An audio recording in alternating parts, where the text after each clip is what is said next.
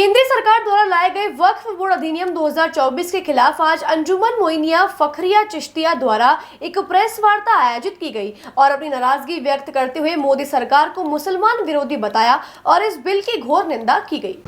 उसके चाल चरित्र चेहरे पे हमें शक नहीं था। पिछले 10 साल से जो हमारे साथ गुजर रही है, हमारे प्रॉफिट की शान में गुस्ताखी, ख्वाजा मोइनुद्दीन चिश्ती की शान में गुस्ताखी, मॉब लिंचिंग, तरह तरह के एक्ट ऑर्डिनेंसेस, तो गवर्नमेंट का रवैया जो है ना एंटी मुस्लिम है, तो देश को विभाजित कर दिया। हिंदू और मुसलमान भारत की दो संतानें हैं, उसको पोलराइज किया है। तो ये तुष्टीकरण की नीति अपनाई जा रही है और आरएसएस के एजेंडे को प्रमोट किया जा रहा है। इसलिए हमारा सवालिया निशान है। हम इन पे यकीन नहीं, गवर्नमेंट बदनीयती से लेकर आ रही है, हम उसकी निंदा करते हैं। ये तो अपोजिशन पार्टीज और इनके जो कोलिशन पार्टनर्स की मुखालिफत की वजह से जेपीसी में गया है और हम चाहते हैं जेपीसी में हमारी भी नुमाइंदगी हो, क्योंकि ख्वाजा मोइनुद्दीन चिश्ती की दरगाह के मेन स्टेक होल्डर्स हम हैं। और जहाँ से ये लोग जाके दीवान और उनके बेटे नसरुद्दीन अपने आप को स्पिरिचुअल हेड कहते हैं और हर एंटी मुस्लिम एक्ट और ऑर्डिनेंसेस को सपोर्ट करते हैं गवर्नमेंट की गुड बुक्स रहने के लिए, हम इनकी मजम्मत करते हैं। ये किसी किस्म के स्पिरिचुअल हेड नहीं है। स्पिरिचुअल हेड ख्वाजा मोइनुद्दीन चिश्ती हैं और नसरुद्दीन की तो according to Dargah Khwaja Sahab act दरगाह में कोई लीगल हैसियत भी नहीं है।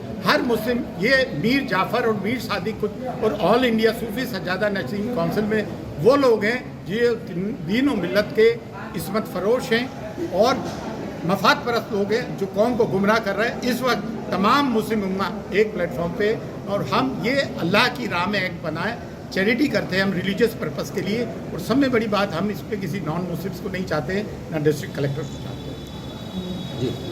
जी देखिए, नुकसान तो ये है कि चाल चरित्र चेहरा गवर्नमेंट का सामने है। पिछले 10 साल से एंटी मुस्लिम एक्ट और एंटी मुस्लिम ऑर्डिनेंसेस लाए जा रहे हैं। एनआरसी से हमारी सिटीजनशिप छीनना चाहते थे, इससे हमारी मिल्कियत, लेकिन ये अच्छा हुआ जेपीसी में चली गई। लेकिन इसके अंदर हमारे लोगों का भी कसूर रहा है जो औकाफ में रहे। औकाफ राजस्थान किसी स्टेट का औकाफ बोर्ड हो या सेंट्रल वक्फ काउंसिल हो, गवर्नमेंट ही बनाती है और इसमें पिछ लगू मुसलमानों को डालती है। उन्होंने प्रॉपर्टी को खुद बुर्द किया।